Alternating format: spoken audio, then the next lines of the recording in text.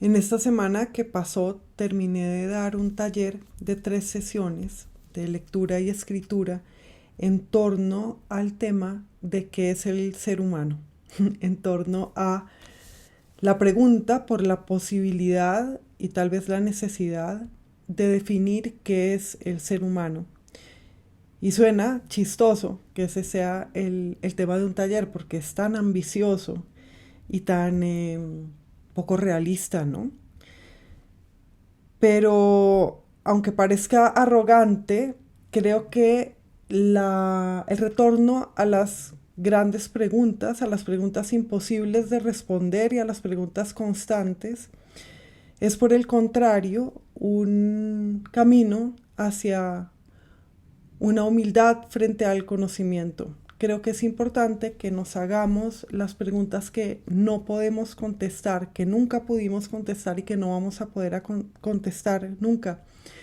Y creo que es una manera de reconocer la imaginación, de reconocer cómo hay respuestas y responsabilidades a las que solo podemos acercarnos a través de la imaginación y no, digamos, del descubrimiento factual. Y creo que el hacerse las grandes preguntas imposibles y poco realistas, las grandes preguntas intimidantes tal vez, es lo que está en la base, en el apoyo de las humanidades. Creo que la educación en humanidades tiene que ver con esas preguntas y que el abandono de esas preguntas o el considerar esas preguntas ya sea irrelevantes o imposibles tiene que ver con el abandono del estudio humanístico. En el taller que di nos preguntamos sobre la peculiaridad del ser humano. Es especial entre todos los animales y las cosas existentes y las cosas que están vivas,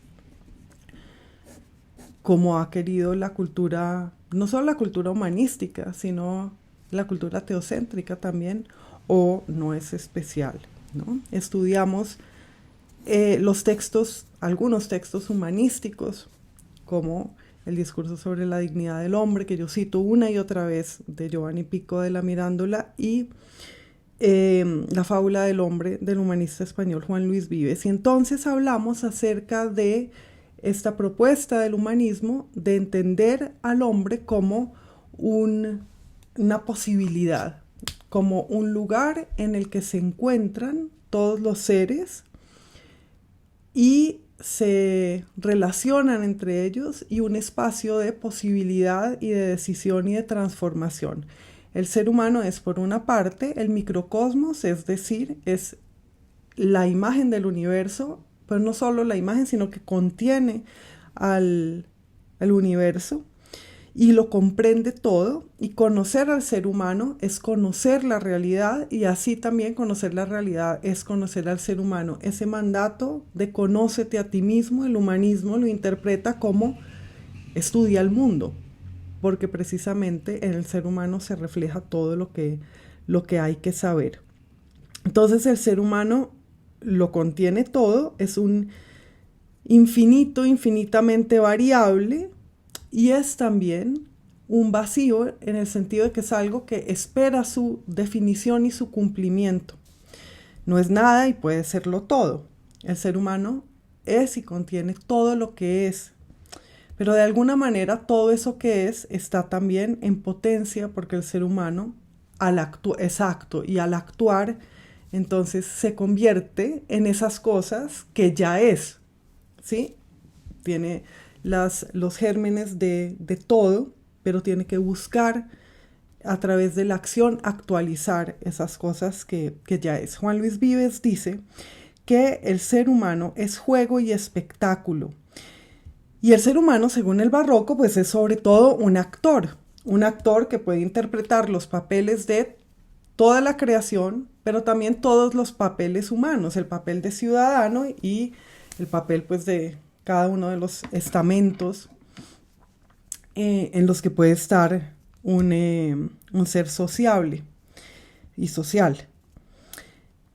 Ese actor que interpreta a los personajes puede convertirse en espectador y participar del banquete de los dioses que observan al ser humano. Entonces el ser humano puede salir de sí mismo y mirarse actuar, contemplar, y ese es su destino más alto. Entonces el ser humano es los personajes que interpreta, el actor que los interpreta y luego el autor y espectador que ha hecho actuar al ser humano. Lean la fábula del hombre de Juan Luis Vives. Según nuestros mitos, tanto el mito, greco-latino como el mito del Génesis, el ser humano ha sido creado a imagen de los dioses. A imagen de, uno nunca lo acaba de entender, ¿no? Porque es según otra cosa existente, es decir, según el molde, según la imagen y según el reflejo de otra cosa existente, pero de otra cosa existente que no vemos y que no sabemos cómo es, y de hecho solo tenemos nuestra imagen, que es la imagen de eso, para saber cómo es eso otro, la divinidad, lo que siempre existe. Pero eso implica otra cosa, no solamente es según otro, que es creado el hombre, sino que en ese cómo está también que el hombre es imitación, que el hombre es una imitación, pero también que el hombre es lo aproximado, ¿no? Es como otro. No es eso otro, sino como eso. Y eso implica que el hombre es el que se dirige y el que se acerca a ser. El ser humano es acercarse a ser. Además, es interesante cómo ese ser, pues es un verbo en infinitivo, es un sustantivo que es un verbo en infinitivo, ¿no? O sea, el ser, es estar siendo. Y entonces el ser humano es el que se va acercando a aquello según lo cual o según el parecido de lo cual lo crearon. Es el que se acerca a su originalidad también. Es la imitación que se va acercando al original. El ser humano es una obra, según nuestros mitos, y es lo entregado también, lo que se le dio a el resto de la creación. Entonces el ser humano es lo dado, y es siempre otro, es lo divino, por lo que ya dije, porque es el cómo. Pero otras cosas que es el ser humano, según dijimos entre todos en ese taller, es el recién llegado. Tanto según la teoría de la evolución como las teorías creacionistas, el hombre es el último que se hace. Es el último en llegar y es el nuevo. Pero todo esto es importante pues para que lo vivamos, supongo, para que nosotros nos preguntemos cómo al ser humanos tenemos esa tendencia a ser nuevos, a buscar la manera de estar llegando, de ser el recién llegado, de ser los últimos, de ser los definitivos, de ser los nuevos. El ser humano también es aquel que se cuenta su creación, aquel que quiere contarse, imaginarse, no solo de qué fue creado, sino para qué fue creado. Entonces es el que imagina su destino. Bien, nosotros leímos en las Metamorfosis de Ovidio lo siguiente. Pero todavía faltaba un animal más noble, más capacitado por su alto intelecto y que pudiera dominar a los demás. Y así nació el hombre, bien porque aquel artífice de las cosas, principio de un mundo mejor, lo fabricara con simiente divina, o bien porque la tierra, que recién formada y recién separada del alto éter, aún conservaba en su interior algunas semillas del cielo, junto al que había sido creada, fuera mezclada con agua de lluvia por el hijo de Iápeto, que plasmó con ello una imagen a semejanza de los dioses que todo lo regulan.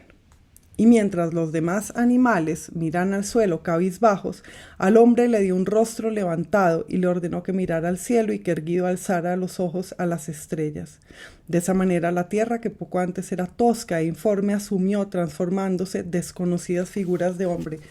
Entonces aquí hay dos cosas interesantes. Una, que la tierra que no tenía hombres, al existir el hombre hecho de la misma tierra, adquiere la tierra esas figuras de hombres. Es decir, el hombre es un nuevo aspecto de la tierra a la vez que es hecho a imagen de la divinidad. El hijo de Jápeto es Prometeo.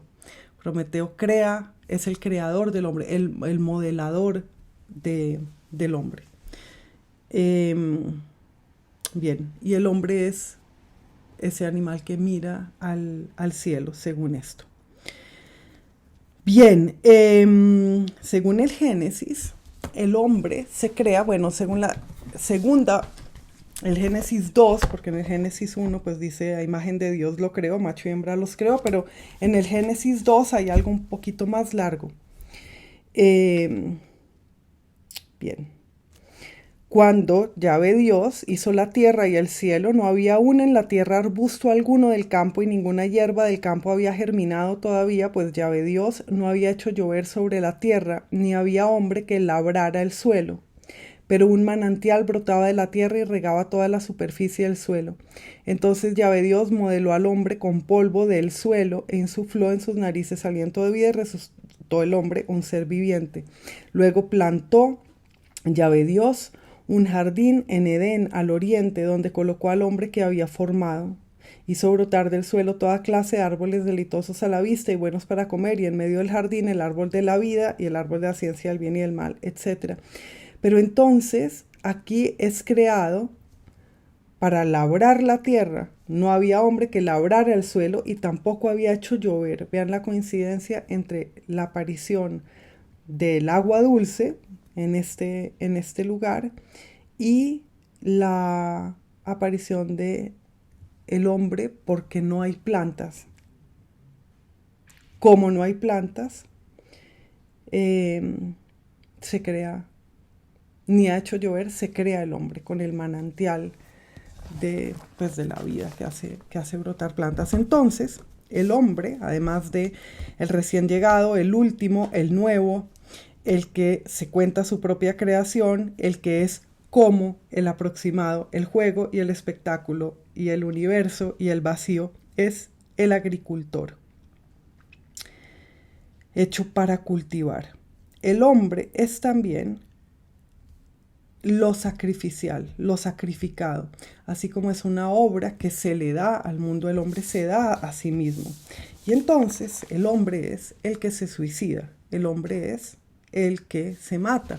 Uno de los ejercicios que hicimos en este taller fue el de adivinar de qué se trata el monólogo de Hamlet, de ser o no ser. Entonces los participantes y las participantes debían inferir lo que podía ser ese ser o no ser. Y es curioso que repita la gente ser o no ser, esa es la cuestión, y nadie, ¿no?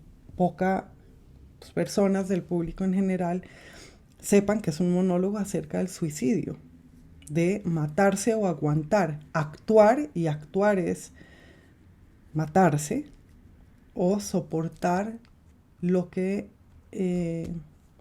viene en la vida. Y la pregunta por qué habrá después de la muerte, qué sueños habrá después de la muerte y cómo eso te impide actuar, que sería morir, que sería dejar de actuar. Entonces está ese bucle. Entonces el hombre es el que puede dejar de ser, pero no sabe si dejar de ser sea dejar de ser del todo, y por eso no deja de ser. El hombre es el que se puede matar. Y el hombre es el que no tiene dónde agarrarse. Nada le es propio. Jesús dice que como las aves del cielo tienen nidos, los animales tienen madrigueras, pero el hombre no tiene donde reposar la cabeza. Y el hombre será el expulsado, el que en nuestro mito también fue expulsado del jardín del Edén, el que no está en el lugar de donde es y a donde quiere volver. Y el hombre es el que regresa, el que quiere del que desea regresar y aquel cuyo destino es regresar. Y también, según el mito que cuenta Ovidio, el hombre es el que perdió una edad de oro. Entonces, ya sea un lugar como el paraíso o la edad de oro de la que habla pues Ovidio y otros autores clásicos, el hombre es el que perdió y el que se perdió y el que está afuera del sitio en el que debe estar. El hombre es Jesús también. El hombre es el Dios que se encarna. Y ese tomar carne y hacerse humano, estuvimos pensando en el taller que Jesús no solamente es el Dios que se encarna, sino que es la cruz que encarna. Es decir, la madera del árbol que ya no está vivo, que coincide en la imagen con el cuerpo puesto sobre ella, también es el árbol que vuelve a vivir y la cosa que vuelve a vivir. Es el cuerpo además que coincide con los caminos. Y el hombre es el camino. El hombre es aquel que va a convertirse en hombre. El ser humano es el que va a convertirse en humano. Ser humano es buscar qué es ser humano, como tratamos de hacer, y es buscar cómo ser humano, qué es humanizarse. Y el ser humano es investigar qué es humano. Y ahora hay otro problema. Cada vez que he dicho hombre, he dicho también mujer. Pero todo esto podría haber dicho la mujer. Lo que pasa es que la mujer es más que eso. Es todo esto y otra cosa. Bien. El ser humano es convertirse en humano y es el que se hace cargo de ser humano. Es el autor de sí mismo también en esa medida. Leímos en el curso, además de algo del Génesis, algo de Ovidio, algo de Pico de la Mirándola y de Juan Luis Vives, leímos La Sirenita y Pinocho. Esos dos personajes que quieren convertirse en humanos. Una es una sirena, el otro es un muñeco de madera. Y finalmente, por amor, bueno, la sirenita no puede convertirse en una muchacha, pues se convierte en un espíritu del aire. Y el otro, el Pinocho, que es un poco Jesús, su padre además es Gepetto, que es Jápeto, el mismo padre de Prometeo, etc. Este Pinocho niño de madera, finalmente, por responsabilidad con respecto al Padre, que es Dios, y por amor a su Padre, puede convertirse en carne. Pero además hay algo interesante de estos dos personajes que quieren convertirse en humanos, y es que los dos son hijos de un hombre. En la sirenita no hay madre, ahí hay una abuela, y hay la bruja, y hay las hermanas, pero no hay madre. Y Pinocho es hijo de un carpintero, además, como Jesús. Es hecho por un carpintero, hecho por un carpintero que tiene otro amigo. Entonces hay un mito homosexual del origen del hombre en Pinocho. Pero bueno, no vamos a entrar ahí. Pero el ser humano, de alguna manera, lo pensábamos en el taller, también se mueve de ser hijo de un hombre, o así sea de un Dios Padre, ser hijo de un padre y ser creado a la imagen de un padre. Y creo que esto fue uno de los momentos en el taller en los que creímos haber descubierto algo. El ser humano se mueve de ser el hijo de un padre a ser el hijo de una madre, a ser el hijo de una mujer. Humanizarse es ser hijo de una mujer, no como el muñeco de madera que es tallado por un hombre, o la sirenita que no tiene madre. ¿Qué significa nacer de una mujer? Significa ser consciente de estar contenido en otro, de la hospitalidad y de la otredad, la dependencia de otro ser humano, no de una divinidad. Y entonces pensamos en el sentido que tiene esas palabras de Jesús al final de su vida humana, que es hijo de ahí a tu madre, madre de ahí a tu hijo, le dice a su madre refiriéndose a otro, ese entregar la identidad y ser consciente de lo otro. Ser humano es ser contenido por otro y es poder cambiarse por otro. Ser humano es poder intercambiarse por otro, es siempre ser otro. Y decíamos antes que el ser humano es un camino, y según estos mitos es un camino al final del cual está el amor. Es un camino hacia el amor, que es el reconocimiento de que otro existe. Así como al final de la tragedia de Edipo Rey y así como al final de la Ilíada, de la épica de la Ilíada, que en realidad es una tragedia, pero porque es una terapia, en fin, al final está el reconocimiento de que yo soy como los otros, de que ese a imagen de Dios significa también como otros y del mismo modo que otros e intercambiable por los otros. Y ese es el amor que está al final según nosotros. Pues como el ser humano está siempre en transformación hacia ese amor también, entonces lo propio del ser humano es la educación. La fe en la posibilidad de cambiar y de aprender a ser humano es el camino de dos cosas, de la educación y del gobierno, que es el aprendizaje del autogobierno también. Entonces, lo propio del ser humano es ser profesor y estudiante y ser gobernante y gobernado. El ser humano también es un mamífero que no sabe nadar, y eso es muy significativo porque los otros animales saben nadar intuitivamente, instintivamente, y el ser humano, aunque viene de la misma agua amniótica, ha vivido como un ser acuático, ya cuando nace ya no sabe nadar. ¿Y qué significa eso? ¿Qué significa que volver al agua de la que estamos constituidos sea ir a un elemento extraño en el que uno puede morir y no vivir a menos que aprenda? Esta necesidad de aprender a nadar nos da una pista también sobre cómo el ser humano es el sujeto de la educación.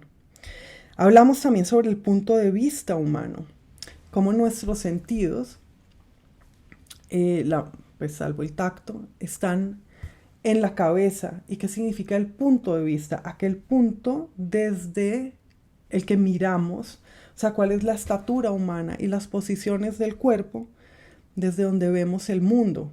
O sea, qué tanto separados del suelo. Esto de estar de pie, no solamente como dice Ovidio, es el animal que mira hacia arriba, hacia las estrellas, o el ser que mira hacia arriba, sino que mira desde dónde y desde la cabeza, y que se puede mirar, se mira a sí mismo desde arriba.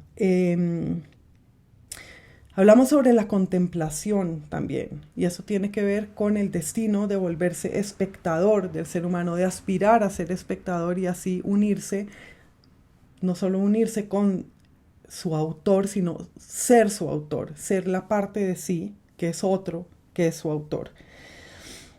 Hicimos unos ejercicios que me parecieron interesantes, que era al pensar en el cuerpo humano, imaginarse una manera de concebir las partes del cuerpo, ¿sí? Distinto de cabeza, tronco, extremidades, atrás, adelante, arriba, abajo. ¿En qué dividiríamos el cuerpo? O sea, una manera nueva de pensar en el cuerpo. Y la otra era lo mismo, pero en el tiempo. ¿Cuáles son las edades del ser humano? ¿Cómo nos podemos imaginar esas edades y darles un nuevo sentido a esas edades?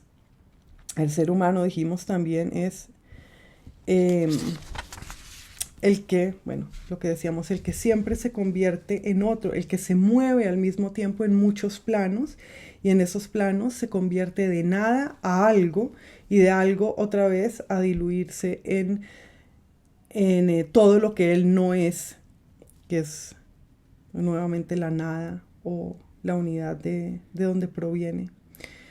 ¿Cómo recoge el ser humano el fruto de su caracterización, de los papeles que interpretó en el momento en que ya no hay más papeles, es decir, en la muerte? Hicimos también un ejercicio entonces de describir una metamorfosis. Y bueno, hicimos todo eso. ¿Qué más se me habrá quedado por fuera? El último ejercicio que hicimos fue el de contemplar la propia mano, la mano humana, la mano de humanas que tenemos, y escribir sobre la mano, acerca de la mano y acerca de la letra que sale de la mano, acerca de esa caligrafía de ser humano, como esa caligrafía es también el rostro humano y tu rostro particular. Y eso, quería contárselo, porque pues puede haber gente que esté interesada en esto, aunque no haya estado en nuestro taller, y nos salió tan bonito que pues, gente quería que supieran. Eso era. Chao.